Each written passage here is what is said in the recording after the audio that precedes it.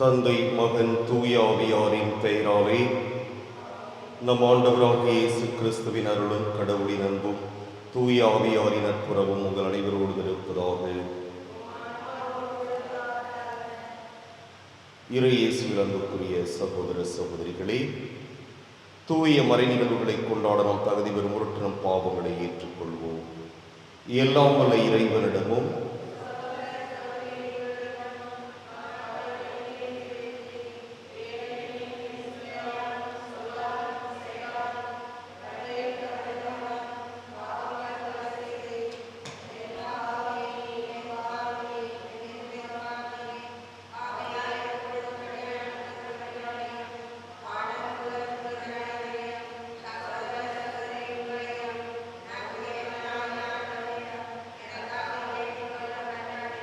எல்லாம் வல்ல இறைவன் நம் மீது இரக்கம் வைத்து நம் பாவங்களை மன்னித்து நம்மை நிலைவாழ்வுக்கு அழைத்து செல்வாராக. மன்றாடுவோமாக. ஆண்டவரே, உம்மை எதிர்நோக்கி மன்றாடும் அடியார்களாகிய எங்களுடன் இருந்து உமது கனிவிரக்கத்தை என்றும் எங்கள் மீது பொழிந்தருளும். இவ்வாறு எங்களை படைத்து வழிநடத்துகிறவர் நீரே என பெருமை கொள்ளும் எங்களுக்காக நீர் படைத்தவற்றை புதுப்பித்து புதுப்பித்தவற்றை பாதுகாத்தருள்வீராக. உம்மோடு தூய ஆவியாரின் ஒன்றிப்பில் இறைவனாய் என்றென்றும் வாழ்ந்து ஆட்சி செய்கின்ற அவர் வழியாகவே மன்றாடுகின்றோம். முதல் வாசகம். அனனியாவே, கூர்ந்து கேள். ஆண்டவர் உன்னை அனுப்பவில்லை, அப்படி இருந்தும் இம்மக்கள் பொய்யை நம்பும்படி நீ செய்து விட்டாய். இறைவாக்கினர் எரேமியா நூலிலிருந்து வாசகம். அதிகாரம் 28, இறை வார்த்தைகள் 1 முதல் 17. யூதாவின் அரசனான செதேக்கியானுடைய ஆட்சியின் 4ஆம் ஆண்டு 5ஆம் மாதத்தில் அசுரனின் மகனும் கிபயோனை சார்ந்தவனுமான அனனியா என்னும் இறைவாக்கினன் ஆண்டவரின் இல்லத்தில் குருக்கள் மற்றும் மக்கள் அனைவருடைய முன்னிலையிலும் என்னிடம் உரைத்தது. இஸ்ரேலின் கடவுளான படைகளின் ஆண்டவர் இவ்வாறு கூறுகின்றார்: பாபிலோனிய மன்னனது நுகத்தை நான் முறித்தெடுத்து விட்டேன். பாபிலோனிய மன்னன் நேபுகத்நேசர் இவ்விடத்தில் நின்று கவர்ந்து பாபிலோனுக்கு எடுத்துச் சென்றுள்ள ஆண்டவரின் இல்லத்தின் களங்கள் எல்லாவற்றையும் 2 ஆண்டு காலத்துக்குள் இவ்விடத்திற்கு திரும்ப கொண்டு வருவேன். அத்தோடு யோயாக்கிம் மகனும் யூதாவின் அரசனுமான நெகோனியாவையும் பாபிலோனுக்கு நாடு கடத்தப்பட்ட யூதா மக்கள் அனைவரையும் இவ்விடத்திற்கு நான் திரும்ப கொண்டு வருவேன். ஏனெனில் பாபிலோனிய மன்னனது நுகத்தை நான் முறித்தெறிவேன் என்கின்றார் ஆண்டவர். அப்பொழுது ஆண்டவர் நிலத்தில் நின்று கொண்டிருந்த குருக்கள் மக்கள் அனைவர் முன்னிலையிலும் இறைவாக்கினர் எரேமியா இறைவாக்கினன் அனனியாவிடம் பேசினார். இறைவாக்கினர் எரேமியா அவனை நோக்கி, ஆமேன், ஆண்டவர் அவ்வாறே செய்வாராக. நீ உரைத்த சொற்களை ஆண்டவர் நிறைவேற்றுவாராக. ஆண்டவரின் இல்லத்தின் களங்களையும் நாடு கடத்தப்பட்டோர் அனைவரின் பாபிலோனிலிருந்து அவ்விடத்திற்கு திரும்ப கொண்டு வருவாராக. ஆயினும் உம் செவிகளிலும் மக்கள் அனைவரின் செவிகளிலும் விழும்படி நான் உரைக்கும் இச்சொல்லை கவனித்து கேளும்.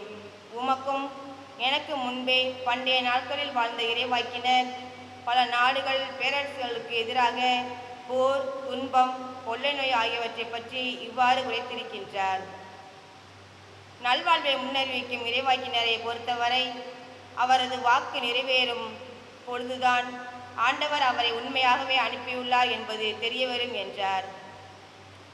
அதை கேட்ட இறைவாக்கினன் அனனியா இறைவாக்கினர் எரேமியாவின் கழுத்தில் இருந்த நுகத்தை பிடுங்கி முறித்தெடுத்தான். மேலும் அனனியா எல்லா மக்கள் முன்னிலையிலும் ஆண்டவர் கூறுவது இதுவே: இவ்வாறே பாபிலோனிய மன்னன் நேபுகத்நேசரின் நுகத்தை இன்னும் 2 ஆண்டுகளுக்குள் மக்களினத்தார் அனைவருடைய கழுத்து நின்றும் பிடுங்கி முறித்தெறிவேன் என்றான். உடனே இறைவாக்கினர் எரேமியா அவ்விடம் விட்டு அகன்றார்.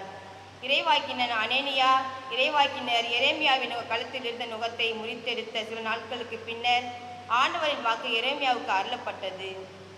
நீ போ, அனனியாவிடம் சொல், ஆண்டவர் கூறுவது இதுவே: நீ மர நுகத்தை முறித்தெடுத்தாய், அதற்கு பதிலாக இரும்பு நுகத்தை செய்து கொள்வாய்.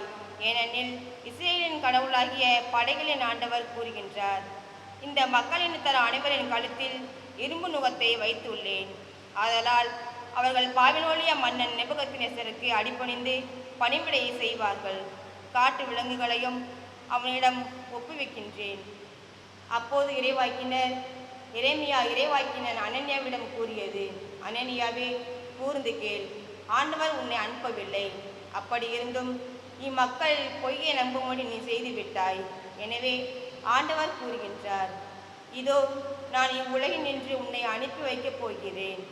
ஆண்டவருக்கு எதிராக மக்கள் கிளர்ச்சி செய்யுமாறு நீ போதித்ததால் இந்த ஆண்டிலேயே நீ சாவாய். அவ்வாறே அதே ஆண்டு 7ஆம் மாதத்தில் இறைவாக்கினன் அனனியா மாண்டான்.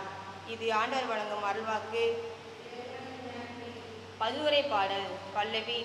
ஆண்டவரே, எனக்கு உம் விதிமுறைகளை கற்பியும். ஆண்டவரே, எனக்கு உம் விதிமுறைகளை கற்பியும். பொய் வழியை என்னை விட்டு விலக்கி அருளும். உமது திருச்சட்டத்தை எனக்கு கற்றுத்தாரும். என் வாய் நின்று உண்மையின் சொற்களை நீங்காவிடாதேயும். ஏனெனில் உம் நீதி நெறிகளில் மீது நான் நம்பிக்கை வைத்துள்ளேன். பல்லவி. ஆண்டவரே, எனக்கு உம் விதிமுறைகளை கற்பியும். உமக்கு அஞ்சு நடப்போர், உம் ஒழுங்குமுறைகளை பற்றிய அறிவுடையோர் என் பக்கம் திரும்புவாராக. உம் நியமங்களை பொறுத்த மட்டில் என் உள்ளம் மாசற்றதா இருப்பதாக. ஆதலால் நான் வெட்கமுறேன். பல்லவி. ஆண்டவரே, எனக்கு உம் விதிமுறைகளை கற்பியும். தீயோர் என்னை அழிக்க காத்திருக்கின்றனர். நானோ உம் ஒழுங்குமுறைகளை ஆழ்ந்து சிந்திக்கின்றேன். உம் நீதி நெறிகளை விட்டு நான் விலகவில்லை. ஏனெனில் நீர்தாமே எனக்கு கற்றுத்தந்தீர். பல்லவி. ஆண்டவரே, எனக்கு உம் விதிமுறைகளை கற்பியும்.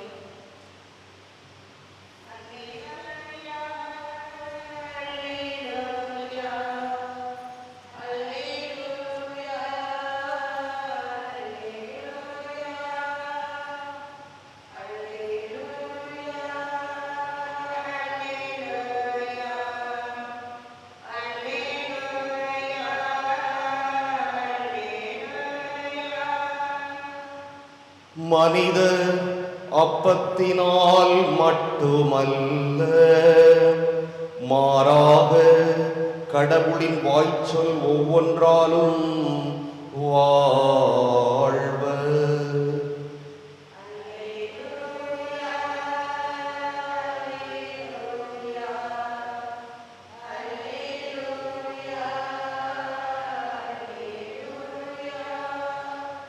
ஆண்டவர் உங்களோடு இருப்பாராக. மத்தேயு எழுதிய தூய நற்செய்தியிலிருந்து வாசகம்.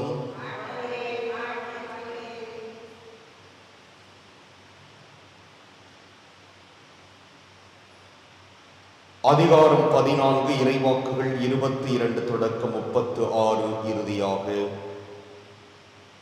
அக்காலத்தில் இயேசு கூட்டத்தினரை அவ்விடத்திலிருந்து அனுப்பி கொண்டிருந்தார். அப்பொழுது சீடரையும் உடனே படகேறி தமக்கு முன் அக்கறைக்கு செல்லுமாறு அவர் கட்டாயப்படுத்தினார். மக்களை அனுப்பிவிட்டு அவர் தனியே இறைவனிடம் வேண்டுவதற்காக ஒரு மலையின் மேல் ஏறினார். பொழுது சாய்ந்த பிறகும் அங்கே அவர் தனியே இருந்தார். அதற்குள் படகு கரையிலிருந்து நெடுந்தொலை சென்று விட்டது.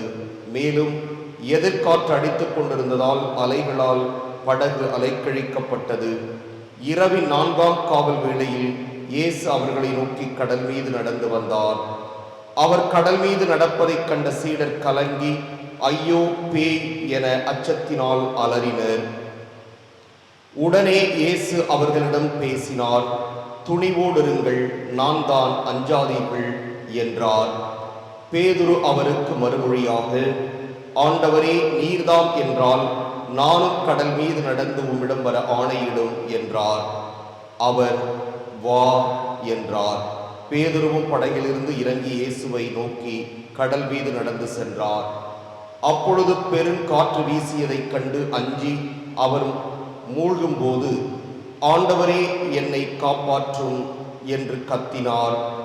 இயேசு உடனே தம் கையை நீட்டி அவரை பிடித்து, நம்பிக்கை குன்றியவனே, ஏன் ஐயம் கொண்டாய் என்றார். அவர்கள் படகில் ஏறியதும் காற்று அடங்கியது. படகில் இருந்தோர் இயேசுவை பணிந்து, உண்மையாகவே நீர் இறைமகன் என்றனர். அவர்கள் மறுகரைக்கு சென்று கனசரேத்து பகுதியை அடைந்தார்கள். இயேசுவை யாரென்று அறிந்து உணர்ந்த அவ்விடத்து மக்கள் சுற்றுப்புறமெங்கும் ஆளனுப்பி எல்லா நோயாளர்களையும் அவரிடம் கொண்டு வந்தனர். அவரது மேலுடையின் ஓரத்தையாவது அவர்கள் தொட அனுமதிக்குமாறு அவரை வேண்டினர். தொட்டவர் யாவரும் நலமடைந்தனர். கிறிஸ்துவின் நற்செய்தி.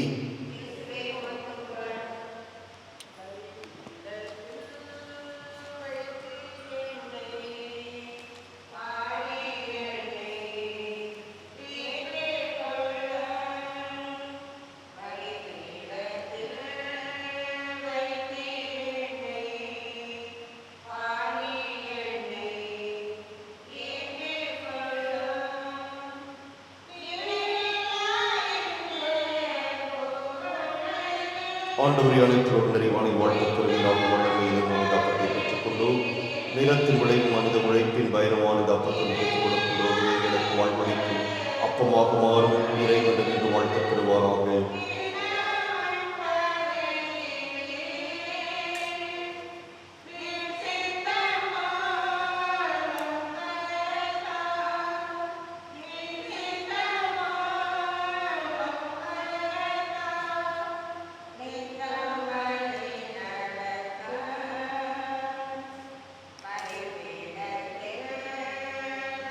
ஆண்டவரை அனைத்து நிறைவான வாழ்த்துப் பெறுவீராக. வல்லமையின் அரசத்தை பெற்றுக்கொண்டோம். திராட்சை செடி மனித உழைப்பின் வயதுமான அரசத்தை ஒப்புக் கொடுக்கின்றோம். இது எங்கள் ஆன்மீக பாரமாக மாறும் இறைவன் என்று வாழ்த்துப் பெறுவாராக. ஆண்டவரை தாழ்மையான மனமும் நொறுங்கிய உள்ளமும் கொண்ட எங்களை ஏற்றருளும். ஆண்டவரை இறைவானாக என்பது திருமணம் ஒப்புக் கொடுக்கும் இவ்வழி உமக்கு உகந்ததாவதாக.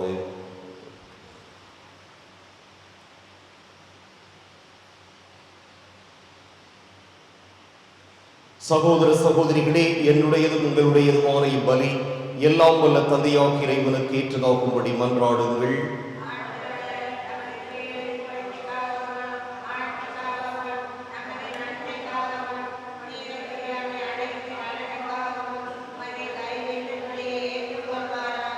ஆண்டவரே, இக்காணிக்கைகளை கனிவுடன் புனிதப்படுத்தியருள உம்மை வேண்டுகிறோம்.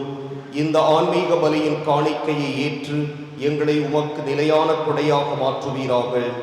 எங்கள் ஆண்டவராகிய கிறிஸ்து வழியாகவே மன்றாடுகின்றோம். ஆண்டவர் உங்களோடு இருப்பாராக. இதயங்களை மேலே எழுப்புங்கள். நம் இறைவனாகிய ஆண்டவருக்கு நன்றி கூறுவோம். ஆண்டவரே, தூயவரான தந்தையே, என்றும் உள்ள எல்லாம் வல்ல இறைவா, எந்நாளும் எவ்விடத்திலும் நாங்கள் உமக்கு நன்றி செலுத்துவது மெய்யாகவே தகுதியும் நீதியுமாகும் எங்கள் கடமையும் மீட்புக்கு உரிய செயலுமாகும். உமது நன்மை மிகுதியால் எங்கள் ஆண்டவராகிய கிறிஸ்து வழியாக நீர் மனிதராகி எங்களை படைத்தீர். நாங்கள் நீதியின்படி தண்டனைக்கு உரியவராயினும் உமது இரக்க மிகுதியினால் எங்களை மீட்டருளினீர். அவர் வழியாகவே உமது மாண்பை வானதூதர் புகழ்கின்றனர். தலைமை தாங்குவோர் உம்மை வழிபடுகின்றனர். அதிகாரம் செலுத்துவோர் உம் திருமுன் நடுங்குகின்றனர். வானங்களும் அவற்றில் உள்ள ஆற்றல்களும் சேராமீன்களும் ஒன்று கூடி அக்களித்து கொண்டாடுகின்றனர். அவர்களோடு எங்கள் குரலையும் சேர்த்துக் கொள்ளுமாறு நாங்கள் உம்மை தாழ்மையுடன் இறைஞ்சி புகழ்ந்து சொல்வதாவது: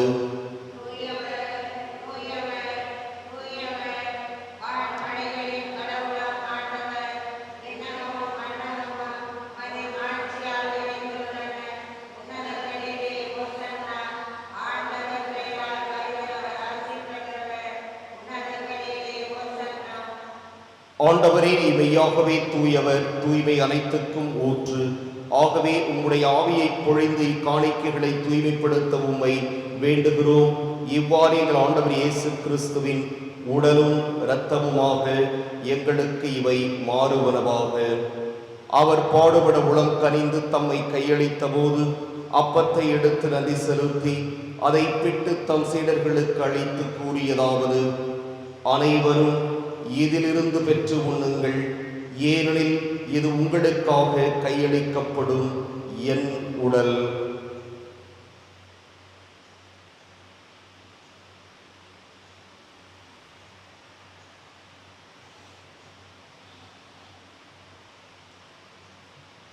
அவ்வண்ணமே இரவு விருந்தை அருந்தியபின் கிண்ணத்தையும் எடுத்து மீண்டும் உமக்கு நன்றி கூறி தம் சீடர்களுக்கு அளித்து அவர் கூறியதாவது: அனைவரும் இதிலிருந்து பெற்று பருகுங்கள், ஏனெனில் இது புதிய நிலையான உடன்படிக்கைக்கு உரிய என் இரத்தத்தின் கிண்ணம்.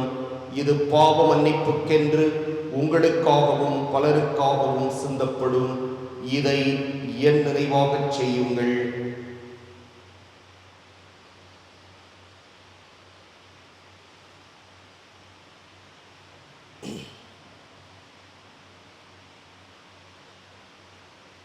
நம்பிக்கையின் மறைபொருள்.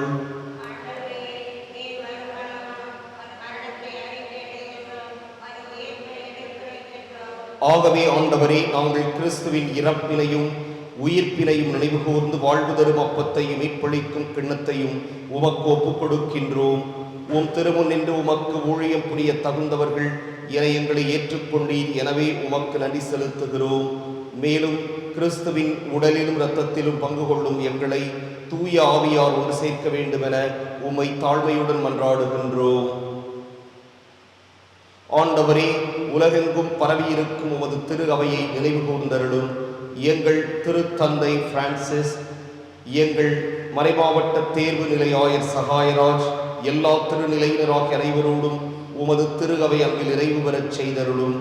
மேலும் உயிர்த்தெழும் எதிர்நோக்குடன் துயில் கொள்ளும் எங்கள் சகோதரர் சகோதரிகளையும் இறந்தோர் அனைவரையும் இரக்கத்துடன் நினைவு கூர்ந்து உமது திருமுக ஒளியினுள் ஏற்றருளும். எங்கள் அனைவர் மீதும் இரக்கமாயிரும். கடவுளின் கன்னித்தாயான புனித மரியா, அவருடைய கணவரான புனித யோசேப்பு, புனித திருத்தூதர்கள், இவ்வுலகில் புகழ்ந்தவராய் இருந்தோராகிய புனிதர் அனைவருடனும் நாங்கள் நிலை வாழ்வில் பங்கு கொள்ளும் தகுதி பெற்று உம் திருமகன் இயேசு கிறிஸ்து வழியாக உம்மை புகழ்ந்தேத்தும் வரமருள உம்மை மன்றாடுகிறோம்.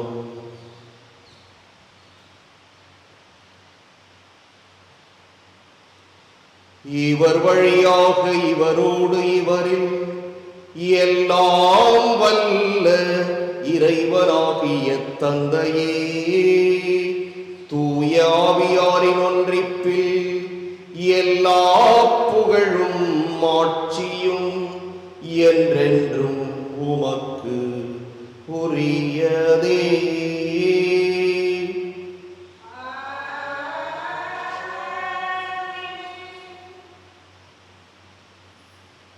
மீட்பரின் கட்டளையால் கற்பிக்கப்பட்டு இறைபடைப்பினையால் பயிற்சி பெற்ற நாம் துணிந்து சொல்வோம்: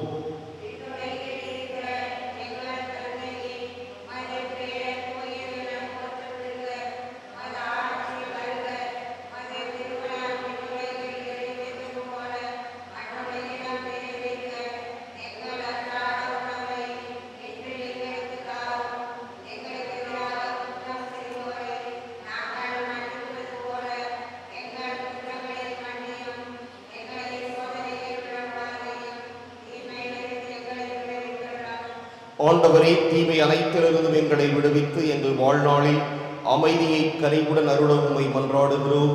உமது இரக்கத்தின் உதவியால் நாங்கள் பாவத்திலிருந்து எப்போதும் விடுதலை பெற்று யாதொரு கலக்கமும் இன்றி நலமாயிருப்போமாக. நாங்கள் எதிர்நோக்கி இருக்கும் பேரின்பத்துக்காகவும் எமைப்பராகிய இயேசு கிறிஸ்துவின் வருகைக்காகவும் காத்திருக்கின்றோம்.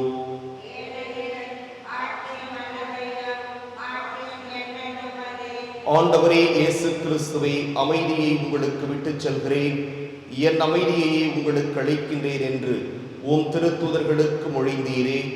எங்கள் பாவங்களை பாராமல் உமது திரு அவையின் நம்பிக்கையை கண்ணோக்கி உமது திருவுளத்துக்கு ஏற்ப அதற்கு அமைதியையும் ஒற்றுமையையும் அளித்தருள்வீராக. என்றென்றும் வாழ்ந்து ஆட்சி செய்கின்றவர் நீரே. ஆண்டவருடைய அமைதி உங்களுடைய இருப்பதாக. ஒருவருக்கொருவர் அமைதியை பகிர்ந்து கொள்வோம்.